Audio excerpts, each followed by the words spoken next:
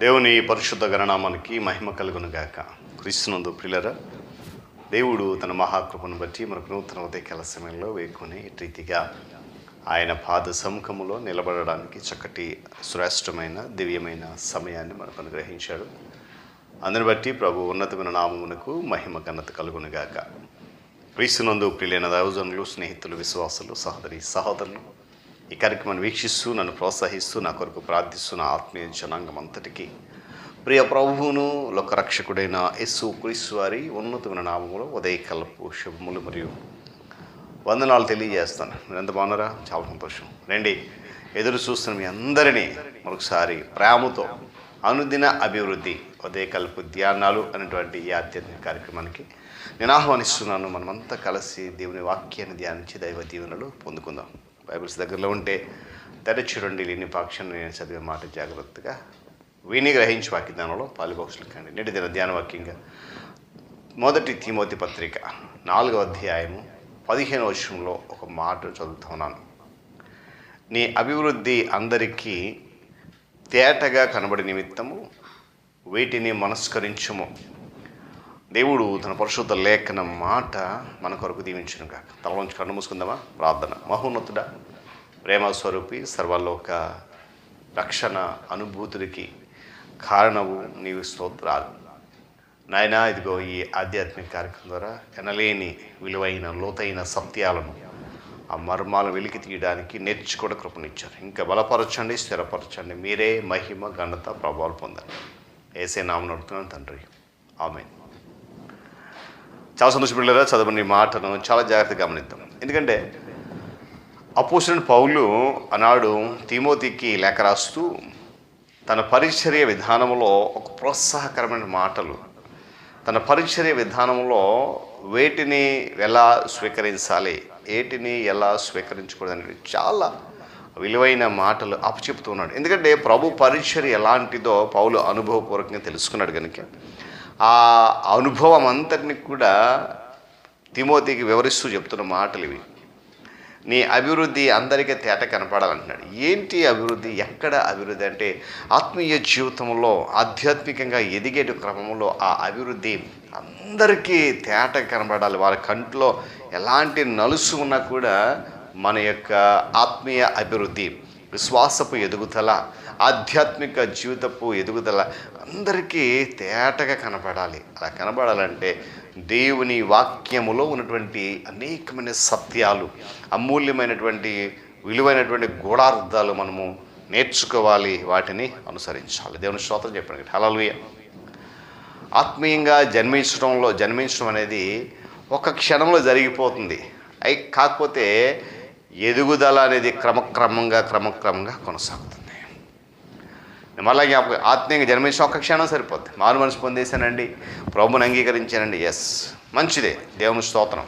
అయితే ఆ ఎదుగుదల అనగా నువ్వు ఏ ఆత్మీయ జీవితంలో జన్మించడానికి ఇష్టపడ్డావో ఆ జీవితంలో ఎదగడం అనేది వెంటనే సాగిపోతుంది. క్రమక్రమంగా అది కొనసాగేటువంటి అవకాశం ఉంది. దేవుని కుమారుడిగా, లోకరక్షకుడిగా జన్మించిన యేసుక్రీస్తు ప్రభువారు తన ఎదుగుదలకు 30 సంవత్సరాలు తీసుకున్నాడు. ఈ 30 సంవత్సరాలు ఏం చేశాడు అనేది మనందరూ తెలుసు. తన తల్లిదండ్రులైనటువంటి యోసేపు మరియ దగ్గర ఆయన చాలా విద్యార్థితో తండ్రికి సహాయం చేసి లోబడి ఉన్నాడు. అప్పటి వరకు ఆయన తన బహిరంగ పరిచర్య ఏది కూడా మొదలు పెట్టలేదు. ఓ మాట రాయబడిన దాని కొరకు లూకా సువార్తలో యేసు జ్ఞానమందును, వయస్సునందును, దేవుని దయందును, మనుషుల దయందును వర్ధులు చుండెను అని రాశాడు లోకభక్తుడు. అనగా వివేకము, శారీరకము, ఆత్మీయము మరియు సాంఘిక సంబంధమైనటువంటి ఎదుగుదల. దేవుని స్తోత్రం చెప్పండి కదా. హల్లెలూయా. యేసుక్రీస్తు ప్రభువారు బాలుడిగా ఉన్నప్పుడు, అనగా 12 ఏళ్ల వయస్సులో ఉన్నప్పుడు చాలా సంగతులను ఆయన తెలుసుకున్నాడు, ఎరిగి ఉన్నాడు. ఆయన జ్ఞానమునకు ఆ మతాధిపతులు కానీ మరియు ప్రజలను కూడా అబ్బురపరిచే విధంగా ఉంది ఆయన జ్ఞానం. అత్యవసరతను గురించిన అవగాహన అప్పటికే ఆయనకు ఉంది. కానీ వెంటనే పరిచర్యలోనికి దూసుకెళ్ళిపోవాలి, ఏదో చేసేయాలి, నేను గొప్పగా పిలువబడాలి, అందరూ వెంబడించ అనేటువంటి తలంపుతో కాకుండా ఆలోచన చేసి కనిపెట్టాడు. కనిపెట్టుకుని ఆ సమయం కొరకు వేచి చూశాడు. 30 సంవత్సరాలు, అనగా 3.5 సంవత్సరాలు పరిచర్య చేయడానికి 30 సంవత్సరాలు తీసుకున్నాడు ఆయన. వీళ్ళు గమనించండి, ఆయన తన చుట్టూ ఉన్నటువంటి అవసరతలకు, ఆ అవసరతలో వచ్చిన ఒత్తిడికి ఏమాత్రం కూడా లొంగిపోలేదు. లొంగిపోవాలనేటువంటి విషయం వచ్చినప్పుడు దాన్ని నిరాకరించాడు ఆయన. వీళ్ళరా ఈ పరిచర్య అనగా దేవుని రాజ్య సువార్తకు ముందు ఆయన పొందినటువంటి ఈ సిద్ధపాటు మనము మౌనంగా ఉపేక్షించేస్తే, విడిచిపెట్టేస్తే అది మనకే అనర్థము మరియు ప్రమాదాన్ని కూడా తీసుకొచ్చే పరిస్థితి ఉంది. ఈరోజు ప్రియ దేవుని బిడ్డ, క్రైస్తవుడా, విశ్వాసి, నువ్వు ఏ విషయంలో అభివృద్ధి చెందుతున్నావు? ఆత్మీయ జీవితంలో ఒకవేళ నువ్వు అభివృద్ధి చెందితే ఆ అభివృద్ధి అందరికీ తేటగా కనబడాలని వాక్యం జ్ఞాపకం చేస్తుంది. పౌలు ఒక మాట అన్నాడు, నేటి వేదికలు అనగా దేవుని వాక్యాన్ని బోధించే వేదికలు అంటండి పరిణితి చెందినటువంటి సేవకుల చేత హీనపరచబడుచున్నాయి అన్నాడు. పౌలు మారు మనసు పొందిన వెంటనే పిల్లల బోధన ఆరంభించాడని చెప్పి చాలామంది తాము చేసేదాన్ని సమర్థించుకునే పరిస్థితి మనకు కనబడతా ఉంది వాక్యంలో.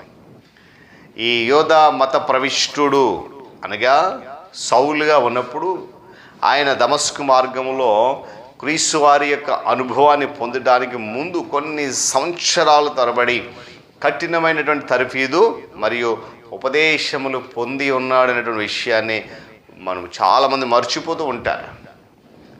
పౌలు వచ్చేసాడు, ప్రభు కొరకు పట్టుబడ్డాడు, మరి హతాశ చనిపోయాడు, ఇదే నేటి బోధ. కానీ దానికి ముందున్న పరిస్థితి మనం ఇప్పుడు కూడా మర్చిపోకూడదు. చాలా కఠినమైన తర్ఫీదు, తాకీదులు, తనకు అధికారం కొరకు చేసే ప్రయత్నం, అనేక సంఘాలను, విశ్వాసులను హింసించేటువంటి కఠినమైన తర్ఫీదు పొందుకున్నాడు.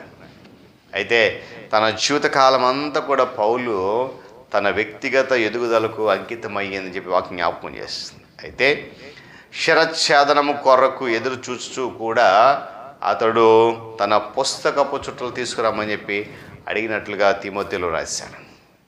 చివరి సమయం వచ్చేసింది, తన తల తీసేస్తారు, హతసాక్షిగా పారిపోతాడు క్రీస్తు కొరకు. ఆ సమయంలో కూడా తాను రాసిన పుస్తకపు చుట్టలు తీసుకురండి అయ్యా అని చెప్పి అటువంటి తీసుకురాడు. ఇక్కడ గమనించాలి, మనము ఎదుగుట మానివేసినప్పుడు, అభివృద్ధి చెందడం మానేసినప్పుడు క్రిందికి దిగజారిపోతాం. తత్ఫలితంగా జీవితంలో నిస్తబ్దత ఏర్పడుతుంది. అంతేకాకుండా మన ఆధ్యాత్మిక జీవితంలో ఎండిన స్థితి అనేది రాక తప్పదు. ఎప్పుడు మనం ఎదగడం మానేసినప్పుడు, అభివృద్ధిలోకి వెళ్ళటం మానేసినప్పుడు మన ఆత్మీయ స్థితి ఎండిన స్థితికి రాక తప్పదు. ఏమండి, సంతృప్తికరమైనటువంటి నిరాటంక ఎదుగుదల కొరకు ఆత్మీయమైన క్రమశిక్షణలో క్రమంగా ఉండటం మాత్రమే కాదు, కానీ దేవునిలో ఎదగడం అందు మరియు ఇతరులకు దేవుని యొక్క ప్రేమను తెలియజేసేటువంటి క్రమంలో ఆసక్తి గలవారమే కొనసాగాలి. మనందరం కూడా గమనించే యేసుతో గడిపిన ప్రతి దినము గడిచిన దినము కంటే శ్రేష్టం అనేది ఉంటుందనే విషయాన్ని గమనించాలి. కనుక ఉదయకాల సమయంలో ప్రభువారు 3 సంవత్సరాల కొరకు 30 సంవత్సరాలకు తీసుకున్నాడు. ఎదురు చూశాడు ఎదగడానికి, అభివృద్ధి చెందడానికి. మరి ఈరోజు నీ 30-40 సంవత్సరాల నీ ఆత్మీయ జీవితంలో దేని కొరకు నువ్వు ఎదురు చూస్తున్నావు? నీ అభివృద్ధి ఏట్లో కనబడతా ఉంది? నువ్వు సంపాదించే ధనంలో ఉందా? నువ్వు చేసే ఉద్యోగంలో ఉందా? చేసే వ్యాపారంలో ఉందా? లేక చేసేటువంటి ఆ పలుకుబడిలో ఉందా? నడిచే ప్రవర్తనలో ఉందా? దేనిలో అభివృద్ధి ఉంది? ఈ ఉదయకాల సమయంలో నీవు నేను అందరం కూడా ప్రశ్నించుకోవాలి, నా అభివృద్ధి ఏంటి, ఎందులో ఉంది? ఒకసారి ఆ ప్రశ్న కనుక మనం వేసుకోగలిగితే జవాబు చాలా సులభం అండి, శూన్యం. ఎందుకో తెలుసా? లోకం సంబంధించిన అన్ని విషయాలు ఎదుగుతున్నాం, కానీ ఆత్మీయ విషయంలో మనము ఎదగట్లేదు. అందుకే అంటాడు ఇక్కడ, నీ ఆత్మీయ అభివృద్ధి, నీ విశ్వాసమిక అభివృద్ధి, ఆధ్యాత్మిక దైనందిన జీవితం అభివృద్ధి అందరికీ ఏం చేయాలా? తేటగా కనబడాలి. కనుక వీటిని మనస్కరించుము, వీటి అందే సాధకము చేసుకునుము అన్నాడు. కనుక ఉదయకాల సమయంలో దేవుని బిడ్డలారా, వాక్యం ఉన్నటువంటి ప్రియ సహోదరులు విశ్వాసులు అందరికీ చెప్పేటువంటి మాట ఏంటంటే, ఏమండి, ప్రభువారు 3 సంవత్సరాల పరిచర్య కొరకు 30 సంవత్సరాలు ఎదురు చూశాడు. మనం ఈరోజు రక్షణ అనుభవం పొందుకుని వెంటనే క్రైస్తవులుగా మారిపోయి మన సంఘంలో చేర్చబడ్డం. అయితే మన అభివృద్ధి ఎందులో కనబడుతుంది? ఈ యొక్క ప్రశ్న ఈ ఉదయకాల సమయంలో మన అందరి జీవితంలో ఒక నూతనమైనటువంటి మార్పు తీసుకురావాలని కోరుకుంటూ అట్టి స్థితి అట్టి క్రమములో పరిశుద్ధాత్మ దేవుడు నడిపించును గాక. తలలోంచి కళ్ళు మూసుకుందాం. ప్రార్థన. మహోన్నతుడా, సర్వశక్తిమంతుడా, స్తోత్రాలు. తిరిగి నూతన ఉదయకాల సమయంలో ఇటు రీతిగా నీ పాద సముఖంలో విలువైన నీ మాట విన్నాం. నిజమే, నీ ప్రియ కుమారుడు మా రక్షకుడైన యేసుక్రీస్తు ప్రభువారు తన 3.5 సంవత్సరాల పరిచర్య కొరకు 30 సంవత్సరాలు ఎదురు చూశాడు, అభివృద్ధి కొరకు కనిపెట్టుకున్నాడు. ఈరోజు మేము పొందుకునే ఈ రక్షణ, ఈ అనుభవం ఆయన మా జీవితాల్లో ఏదైతే అభివృద్ధి కావాలని మీరు కోరుకుంటున్నాడు అట్టి దిశగా మేము అడుగులు వేసి కృప దయచేయండి నాయన. మా యొక్క ఎదుగుదలను అడ్డుకుంటున్న ప్రతి ఆటంకాన్ని తొలగించి మహిమ ఘనత మీరు పొందండి. ఈ కార్యక్రమాన్ని బలపరిచి మీ ఆత్మ చేత నింపండి.